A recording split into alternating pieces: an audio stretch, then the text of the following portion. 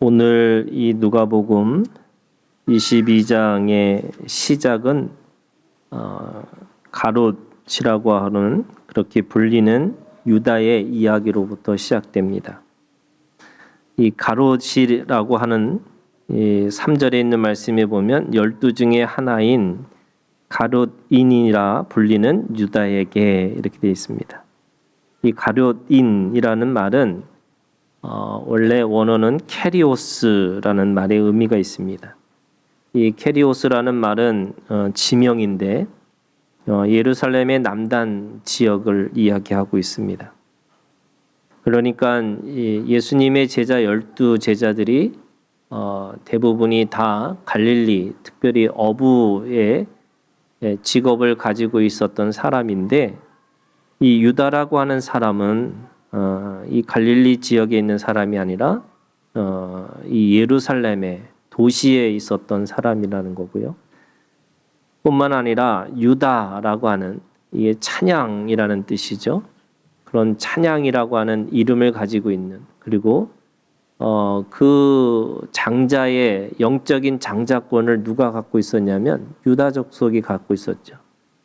그러니까 이름도 찬양이고 또 영적인 장자권을 가지고 있는 그 사람의 이름을 이어받은 사람이 이 유다라고 하는 사람이었습니다. 그런데 성경은 오늘 이 유다가 어떻게 하나님 앞에 배신자가 되고 배반자가 됐는지 그 이야기를 우리에게 설명하고 있는 말씀이 오늘 1절부터 6절에 있는 말씀입니다. 예수님은 이 12 제자를 양육을 하셨죠. 함께 있으시면서 예수님이 그들과 함께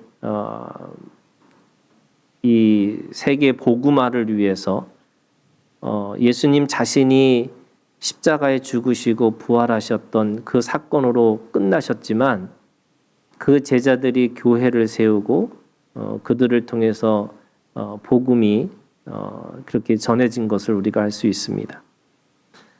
그 3년 동안 이 12를 양육하시면서도 그 안에 이 배반자 유다가 있었고요. 또 배신자 베드로가 있었다는 것을 우리가 알 수 있습니다. 이 배반과 배신은 조금 달라요. 이 배반은 힘이 있어서 대적하는 자를 배반자라고 그러고 연약함 때문에 어쩔 수 없이 하는 이 신뢰를 깨트리는 것이 배신자라고 할 수 있습니다. 그런 의미에서 배반자는 유다고 또 배신자는 베드로라고 할 수 있습니다.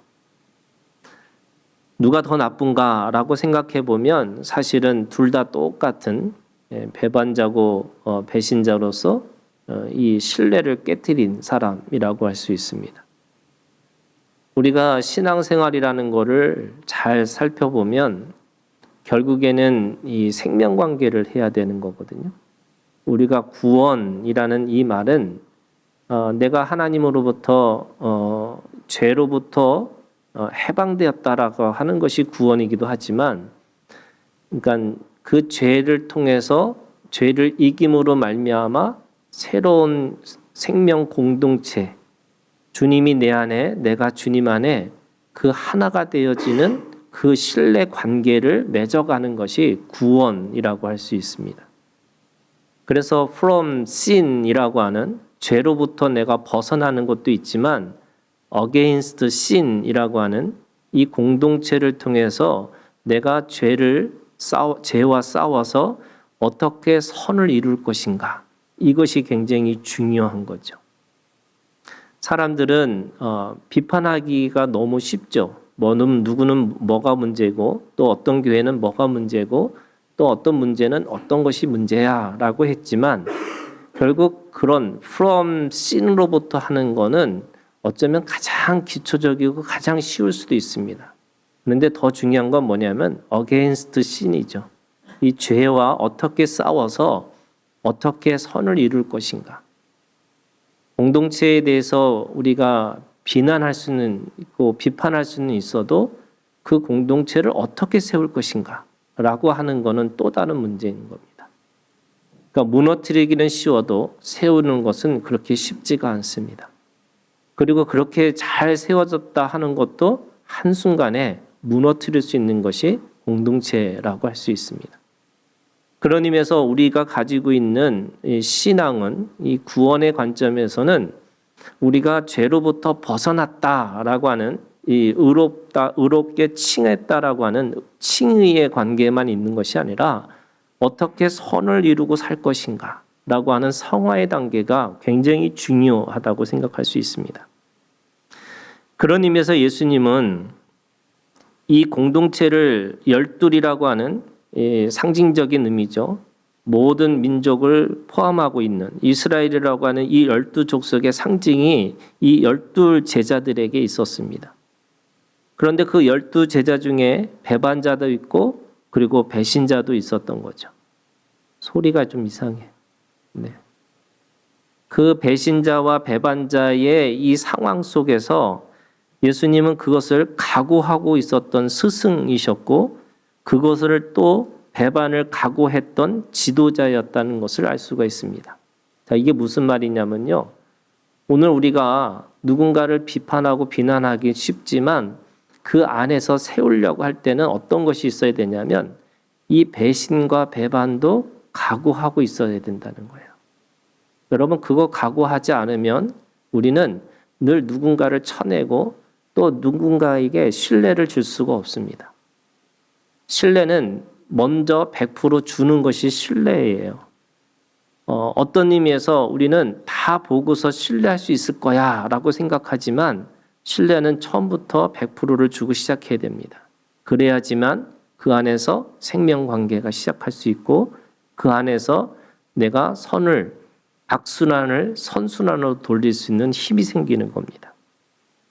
그런 의미에서 예수님은 모든 완성된 사람들 12제자가 모든 게 다 갖춰졌기 때문에 그들을 부르신 것이 아니고요.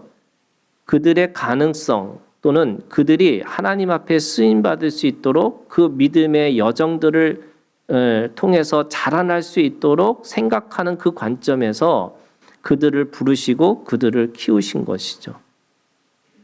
그것이 어떤 거냐면 관계라고 하는 것은 결국 완성된 것으로부터 시작되는 것이 아니라 하나의 모든 과정으로부터 시작된다는 것을 알 수가 있습니다.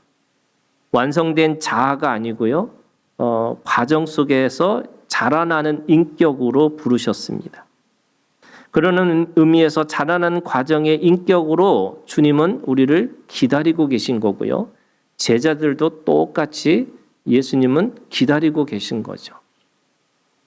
배신자 유다, 배반자 유다, 또 배신자 베드로, 그들을 처음부터 쳐내고 시작한 것이 아니라 끊임없이 그들을 기다리고 계셨다는 겁니다. 그래서 하나님이 사람을 기다리실 때 어떻게 하시냐면 하나님은 스스로 힘을 쭉 빼시는 거예요. 여러분 만약에 힘센 자가 너 나를 따라와 라고 하면 당연히 쫓아가는 게 맞죠. 예수님이 머리 휘날리시면서 백마 타고 12영이라고 하는 대단한 천사들을 끌고 오셨다면 모든 사람들이 다 믿었겠죠. 그런데 하나님이 사람을 기다리실 때는 스스로 다 힘을 빼셔서 사람에게 인격적으로 자기가 스스로 자원함으로 올 때까지 기다리고 계시다는 거예요. 그것이 하나님의 방식입니다. 하나님은 스스로 힘을 빼세요. 왜요? 그냥 그 존재 자체로 사랑하기를 원하시는 거죠. 그래서 오늘 우리가 하나님을 믿을 때도요. 무엇 때문에가 아니에요. 그래서 욥한테 욥이 시험을 받았던 이유도요. 욥은 왜 자기가 시험을 받는지 몰랐어요. 그런데 우리는 알고 있었잖아요. 욥기 1장을 보면 하나님 앞에 사탄이 와가지고 사탄이 하는 얘기가 그거예요. 욥이 까닭 없이 하나님을 믿겠냐고. 까닭 없이 저렇게 하나님을 잘 믿을 수 있겠냐고. 이 까닭 없이라는 말이 뭐냐면 무엇 때문에 하나님을 믿는다는 거예요. 무엇 때문에 하나님을 믿을 수밖에 없다는 거예요. 그랬더니 하나님이 뭐라고 말씀하셨어요? 그 이유를 다 네가 다 가져가도 된다고. 대신 그 생명은 손댈 수 없다고. 근데 여러분 이런 거예요, 여러분. 오늘 우리가 주님 앞에서 또는 세상 앞에서도 계속 망해도요. 여러분 죽지 않는 존재예요. 여러분 그걸 믿으셔야 돼요. 네. 아무리 망해도 사탄이 절대 할 수 없는 게 뭐예요? 내 생명의 주관자가 될 수가 없어요.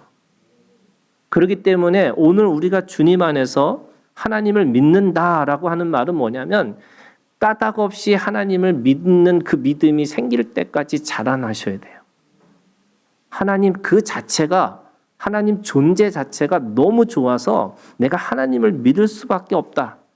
그래서 하나님이요, 내가 어느 순간에 그것이 시험이든 이게 테스트든 또는 유혹이든 템테이션이든 그것이 어떤 것이 우리에게 온다 할지라도 여러분 그것이 시험이냐 유혹이냐가 중요한 게 아니라 내가 그 안에서 믿음을 사용하고 있느냐, 이게 더 중요한 거예요. 그래서 유혹이 내가 믿음을 사용하기 시작하면요, 그 유혹이 뭐가 되냐면 테스트가 돼요. 근데 테스트로 왔는데 내가 그 믿음을 사용하지 않으면 그것이 뭐가 되냐면 유혹이 돼요. 그런 의미에서 오늘 주님 앞에서 하나님이 우리를 기다리시는데 어떻게 기다리시냐? 하나님이 힘을 쭉 빼고 기다리셔요. 그게 어떤 사건이냐면 동방 박사들이 아기 예수님한테 찾아가는 사건이에요.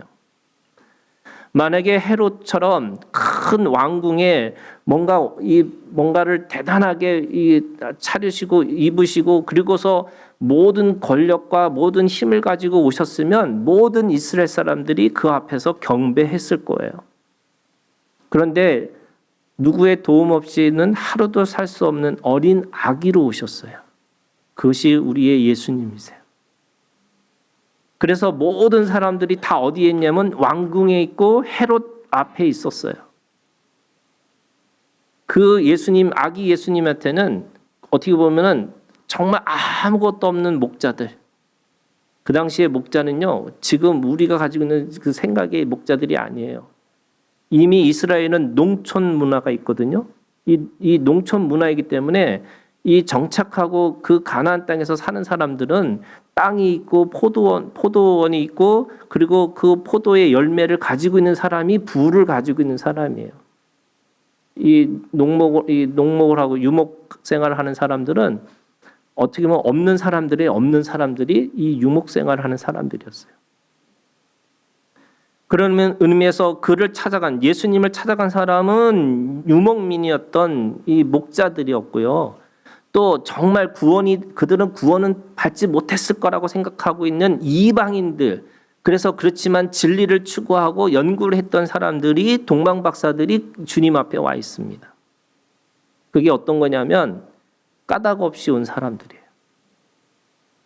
진리에 갈급하고 정의에 갈급하고 공의에 갈급하고 그 긍휼이 갈급한 사람들이 주님 앞에 찾아온 거죠. 그래서 그 주님 앞에 진정으로 주님을 경배하고 있습니다. 그런 의미에서 여러분, 하나님이 사람을 기다리실 때 어떤 마음을 기다리시냐면 즉시 온전히 기쁘게라고 하는 자원하는 마음을 기다리세요.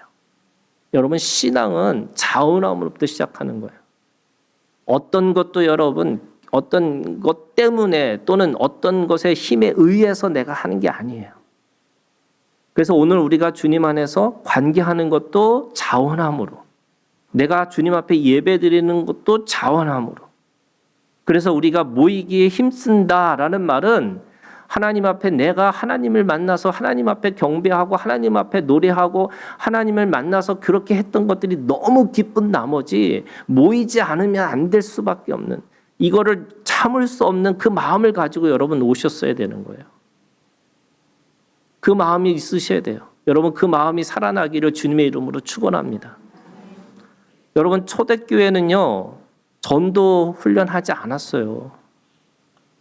어떻게 섬겨야 되는지 훈련하지 않았어요. 그들은 성령을 받고 나서 성령의 그 이끄심에 따라서 또 부활하신 예수 그리스도를 경험하고 나니까 그들은요, 나가서 전도를 할 수밖에 없는 그 열정들이 막 차고 넘치니까 그들의 생각이, 그들의 말이, 그들의 모든 삶이 그냥 전도할 수밖에 없는 힘이 된 거예요. 우리가 그게 안 되니까 어떻게 훈련을 해야지? 어떻게 하면 사람들을 끌고 나가서 뭘 해야지? 여러분, 훈련이라는 게 그런 게 아니죠. 여러분, 예배가 목적이 아니에요, 여러분. 기도가 목적이 아니에요. 기도도 예배도 다 뭐냐면 수단이에요. 뭐에 대한 수단이에요?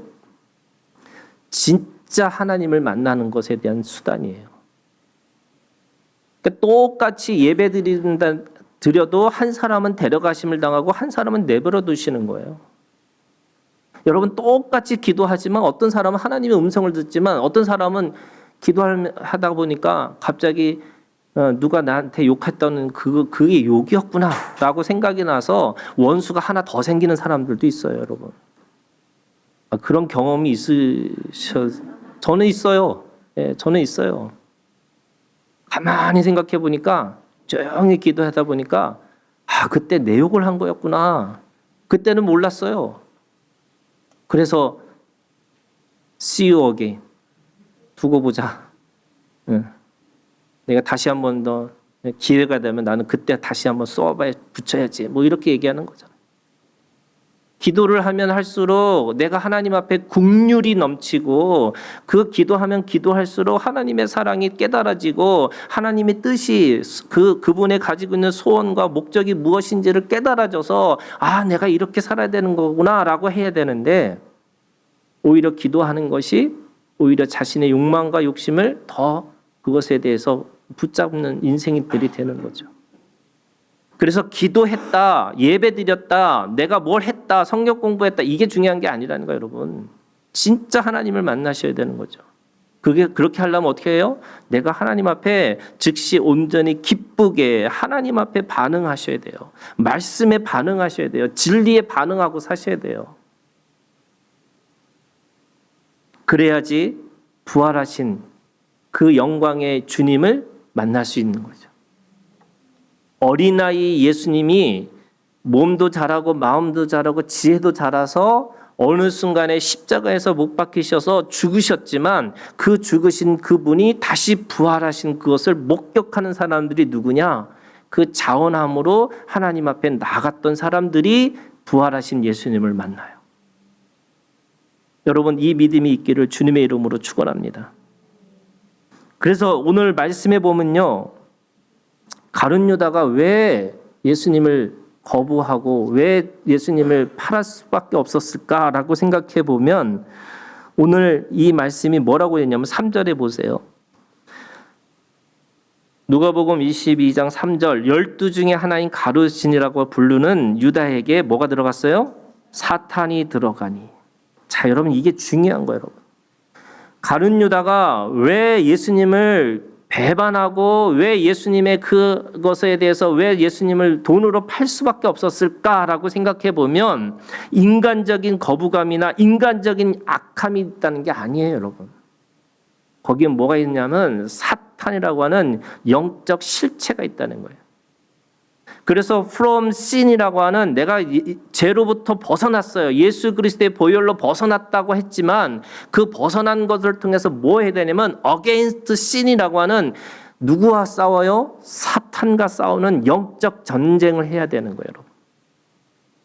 이 영적 전쟁을 하지 않으면 어느 순간에 나도 모르게 여러분 순간적으로 내가 하나님을 거부하고 하나님 앞에 악함의 도구가 될 수가 있어요. 베드로가 마태복음 16장에 주는 그리스도의 살아계신 하나님의 아들입니다라고 최대 고백을 했어요. 얼마나 제대로 된 고백을 했냐면 네 고백 위에 하나님의 교회, 내 교회를 세우겠다고 말씀하셨어요. 그런데 여러분 21절에 가면 갑자기 예수님을 나 죽으러 간다 그랬더니 베드로가 붙잡는 장면이 나와요. 근데 그냥 붙잡는 게 아니에요, 여러분. 그냥 하지 마세요 이게 아니에요. 꼭 붙잡고 절대 가시면 안 됩니다. 어떻게 나의 예수님이 나의 주님이 어떻게 십자가에 죽을 수 있습니까? 그랬더니 주님이 뭐라고 말씀하셨어요? 사탄아 물러가라 그러셨어요. 베드로가 사탄이 된 게 아니고요. 그 마음 속에 사탄의 마음이 들어간 거예요. 우리가 성령을 받는 것처럼 이 영적 실체인 사탄도 내가 받는 거예요. 어떻게 받아요? 내 마음으로 받는 거예요. 그런데 오늘 믿는다라는 것이 그러니까 사람들이 가지고 있는 체질이냐 어떤 느낌이냐 감정의 문제가 아니라는 거예요. 영적 전쟁이에요. 그래서 영적 전쟁을 해야 되는 이유가 그런 거와 같은 거예요. 요한복음 13장 2절 마귀가 벌써 시몬의 아들 가룟 유대의 마음에 예수를 팔려는 생각을 넣었더라. 누가 넣었다고요? 마귀가 넣었어요. 마귀가 넣으니까 어디에다가 생각에 넣었어요. 마음에 들어가고 생각에 들어가서 그 입술을 그 몸을 그렇게 움직이게 만들어요. 그게 영적 실체인 마귀예요. 이게 21세기에 뭐 마귀가 있느냐 없느냐 영적 실체가 있느냐 없느냐 여러분 성경은 우리한테 또 다른 세계가 있다는 걸 얘기하세요. 우리가 육신의 세계 이 과학의 세계만 있는 게 아니에요. 오늘 우리가 하나님 앞에서 하나님의 나라를 이룬다는 건요. 여러분 영적인 전쟁을 해야 된다는 거예요. 그런 거 있어요, 여러분. 누군 전도해 갖고 온다고 그랬는데 꼭 그 주에 꼭 그 사람이 아파요. 또 뭐 어떤 일이 벌어져요. 이게 뭐예요? 영적 실체예요. 영적인 일들과 그 영적인 것들의 그 사건 속에는 두 개밖에 없어요. 하나님이 계신지 이 영적 실제의 사탄이 있는 거예요. 그래서 모든 어떻게 보면 하나님을 거부하고 하나님 앞에 그 진리를 쫓아가지 못하는 것에 대해서는 그게 뭐예요? 영적인 문제입니다. 그래서 보이는 것은 물질이었어요. 여러분 은 30에 팔았다. 그래서 은 물질에 욕심이 생긴 거다라고 생각하는데 그게 아니고요. 그거를 움직이고 있는 영적 실체, 영적인 문제라니까요. 그래서 오늘 우리가 주님 앞에 본질적인 걸 보셔야 돼요.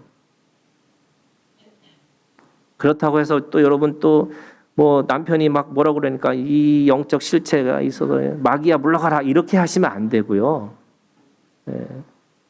우리가 혈과 육이 아니잖아요. 여러분 남편이 마귀 아니에요. 부인이 마귀가 아니고 그거를 사로잡고 있는 정신이 있어요.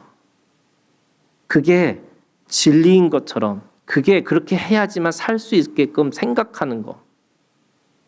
그것이 오늘 우리가 가지고 있는 이 시대나 이 세대 속에서 부어진 것들이 있어요.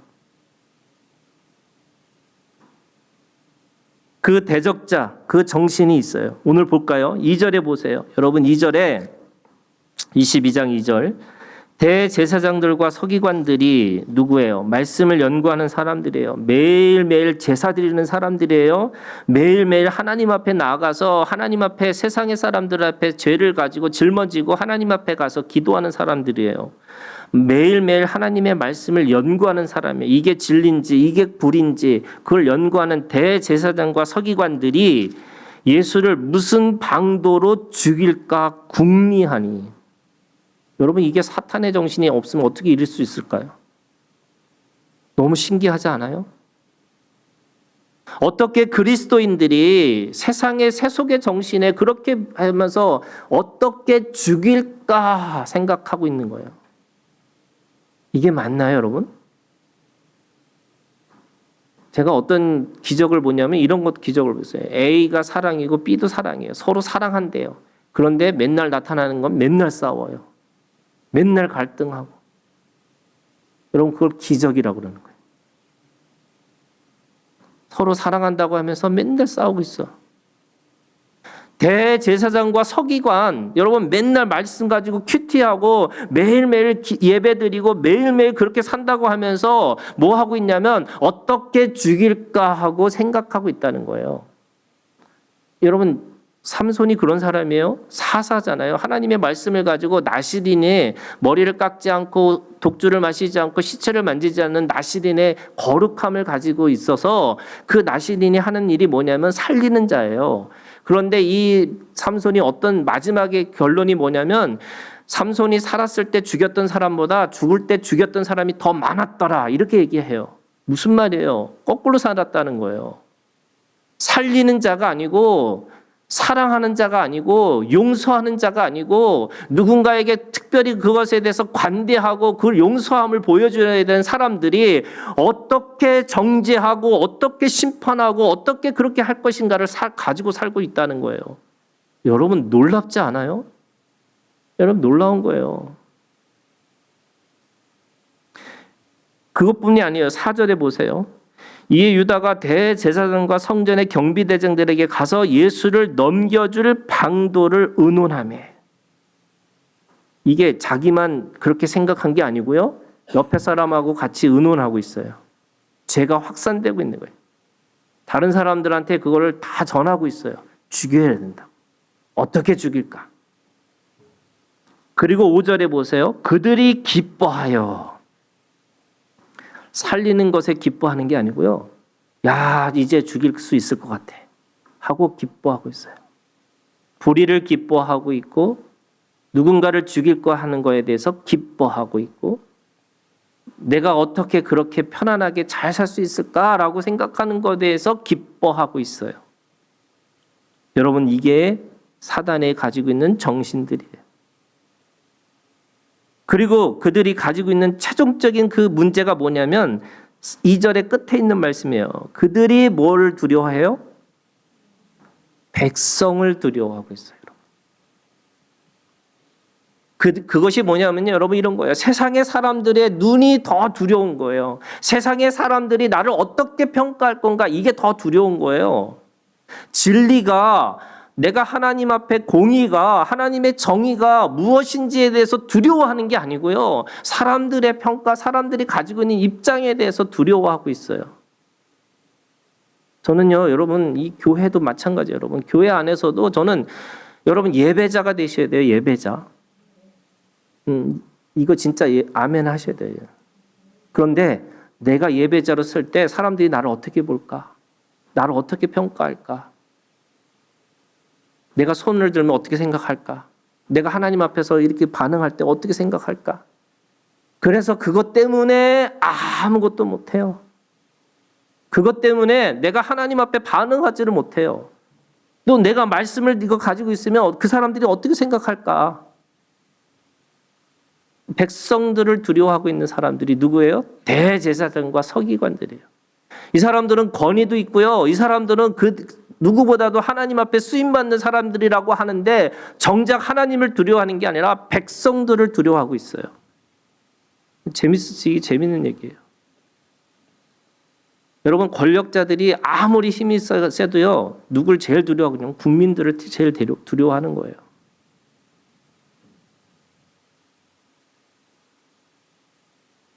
하나님보다 사람을 두려워하고 있어요. 진실보다 체면이 더 중요해요.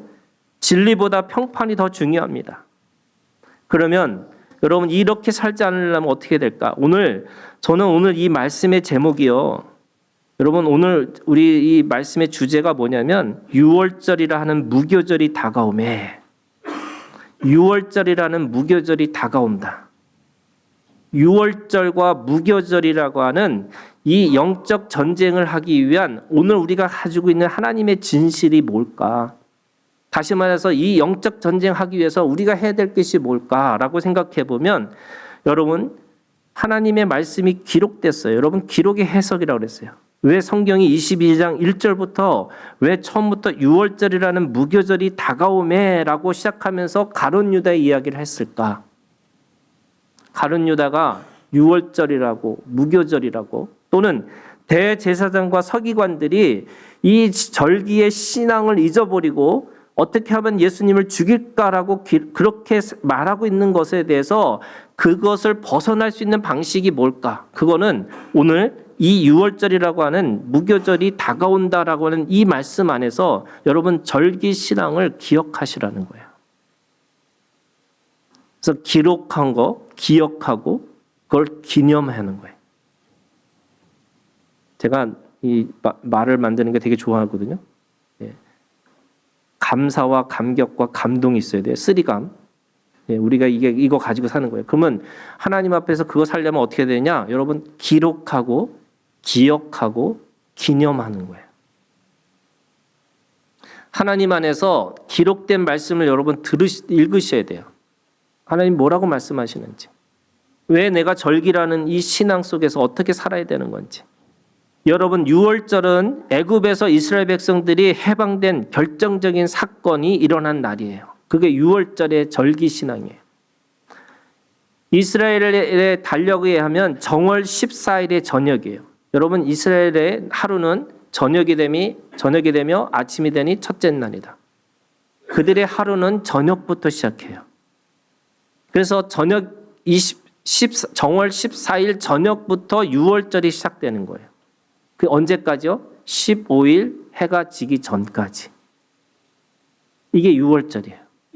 그런데 그 6월절이 지나서 7일이 되면 7일째 되는, 그러니까 14일에서 15일로 넘어가서 15일 저녁부터 무슨 절이 시작되면 무교절이 시작돼요. 그게 일주일이에요. 그러면 6월절 하루 포함해서 무교절 일주일, 전체로 8일이죠. 그래서 6월절이라 하는 무교절이라는 말은 6월절과 무교절이 같이 연결되어 있다는 거예요. 그래서 같이 연결되어 있어요. 그런데 여러분, 그 말씀이 신명기 16장 1절부터 8절에 있는 말씀이에요. 여러분 보실까요?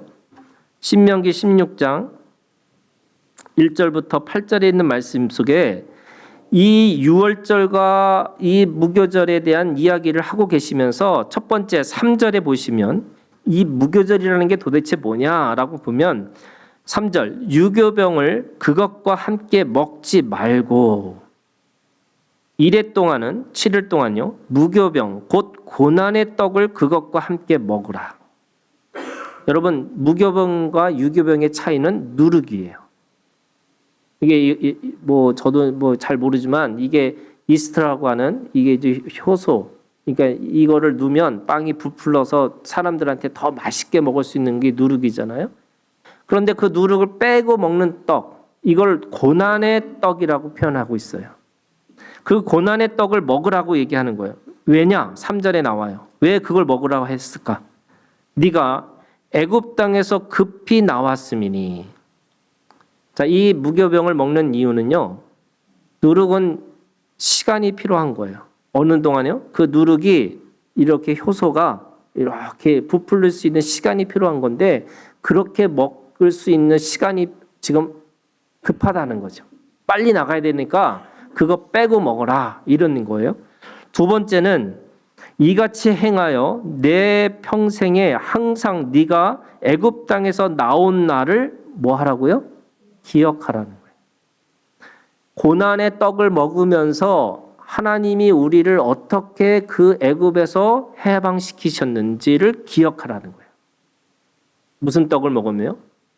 이 무교병을 먹으면서, 고난의 떡을 먹으면서. 두 가지, 시간적인 개념에서 빨리 나와야 되기 때문에 무교병을 먹고, 또 하나님이 그걸 기억하게 하기 위해서 이 고난의 떡을 먹으라고 말씀하신 거예요. 그러면서 7절에 있는 말씀에, 무교절에는 7절에 네 하나님 여호와께서 택하신 곳에서 네 고기를 구워 먹고 아침에 네 장막으로 돌아갈 것이니라. 이게 무슨 말이냐면 7절에 여호와께서 택하신 곳, 각각의 자기 성에서 그렇게 지키지 말고 한 군데 다 같이 모여서 그 성회를 지키라는 거예요. 무슨 말이냐면 공동체성을 유지하라는 거예요. 이 무교절은 각각의 개인의 가지고 있는 구원만이 있는 게 아니라 우리가 함께 구원받았다라고 하는, 그것을 기억하는 시간이 무교절이에요. 세 번째는 8절에 보시면 너는 엿새 동안은 무교병을 먹고 일곱째 날에 네 하나님 여호와 앞에 성회로 모이고 일하지 말지니라. 하나님 앞에 성회로 모이라는 거예요. 거룩한 모임을 통해서 하나님 앞에 진정한 이 예배를 드리라는 거죠. 제사와 성회는 조금 달라요, 여러분. 제사는 대부분이 내 죄를 씻기 위해서 모이는 건데, 이 성회는요, 축제와 같은 거예요. 그러면 지금으로 얘기하면 우리가 예배가 그런 거예요, 여러분. 예배가 여러분 축제인 거 아세요? 이 예배 속에서 우리가 죄에 대해서 내가 다시 막 하나님 앞에 죄를 막 묵상하고 이 죄 때문에 막 괴로워하고 그런 시간이 예배가 아니에요, 여러분.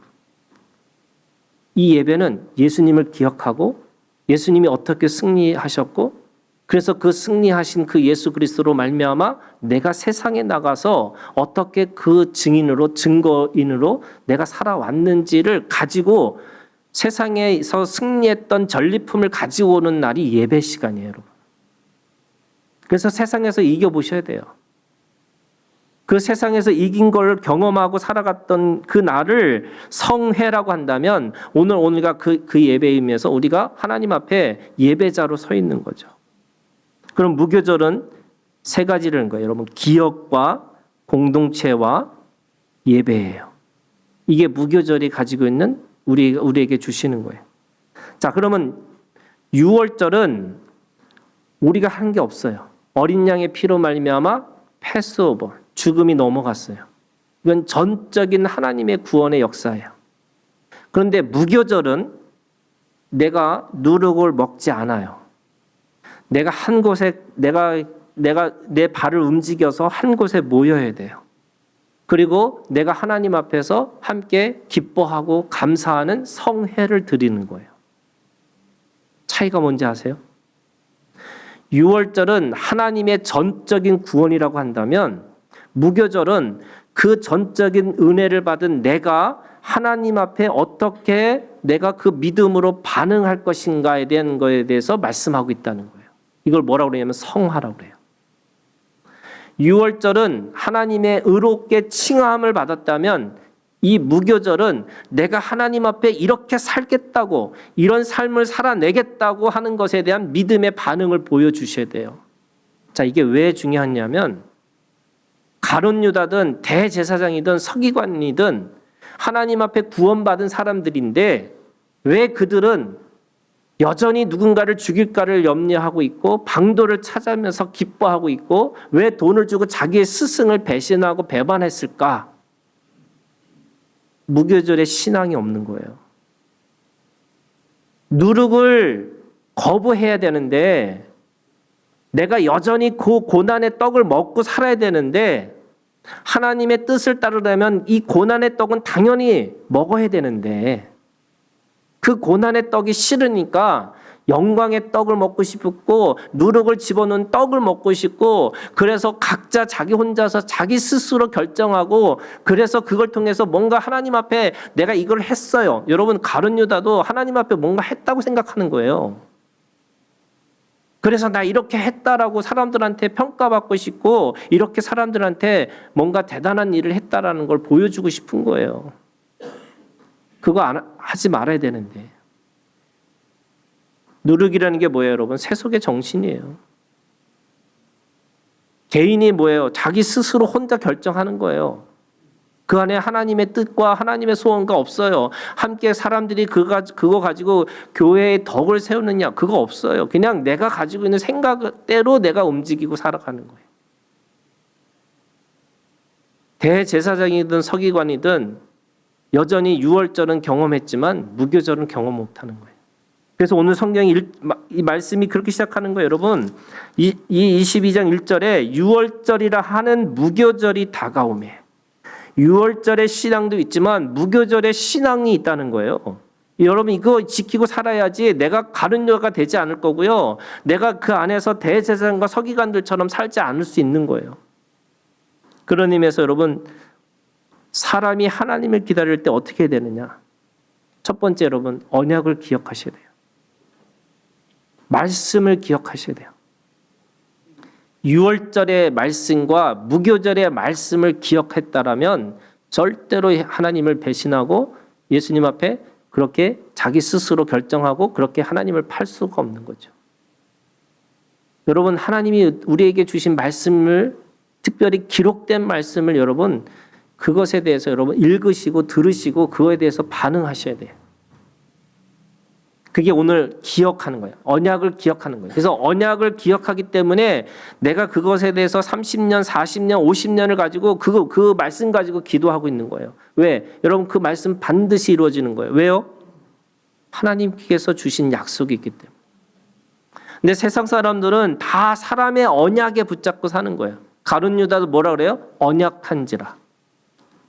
사람의 약속을 붙잡고 그걸 지키려고 노력하고 사는 거예요. 여러분 사람의 약속은 지키는 게 아니에요. 이게 무슨 말이냐면요. 하나님 안에서 지켜야 되는 거예요. 내가 하나님 안에서 지켜야 되는 거를 자꾸 사람들은 의리냐, 뭐 내가 그거에 대해서 뭔가 내가 해야 되지 않겠냐라고 생각하고 사람의 평가와 사람을 두려워하는 마음으로 그걸 지키려고 하는 거죠. 두 번째 여러분, 그런 의미에서 언약은 내가 언약을 붙들기 위해서는 깨어 있으셔야 돼요. 이거를 적극적 인내라고 그래요. 기다리는 거가 인내하는 건데 기다리는데 깨어 있으셔야 돼요. 말씀이 오늘 우리 가운데 일하실 때 그 말씀이 어떻게 일하시는지를 여러분 늘 깨어 있어요. 깨어 있다는 게 무슨 말이냐? 여러분 귀가 열리셔야 돼요. 귀가 열려 있으셔야 돼요.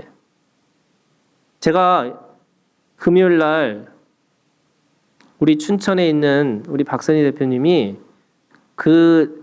지금 우리에게 기도원을 교회에다가 증여를 하시겠다고 하셨는데 이 증여하는 이 과정이 너무 힘드니까 자기 가족들끼리 40일 기도를 하자 이렇게 서로 얘기를 했대요. 그때 저한테 하나님 말씀 저한테 주신 마음이 어떤 거냐면 우리도 똑같이 거기에 기도에 함께 참여해야 되겠다. 그 마음을 주셨어요. 저한테는 그게 하나님의 음성으로 들렸어요. 그래서 그냥 갑자기 생각하지도 않았는데 제가 그냥 40일 기도하자. 특별히 우리 이 40일 금식 기도를 하는데 그냥 한 사람이 너무 많이 하면 죽을 것 같으니까 이게 돌아가면서 이렇게 하자. 단 아무도 안 하면 내가 40일 해야 되겠다.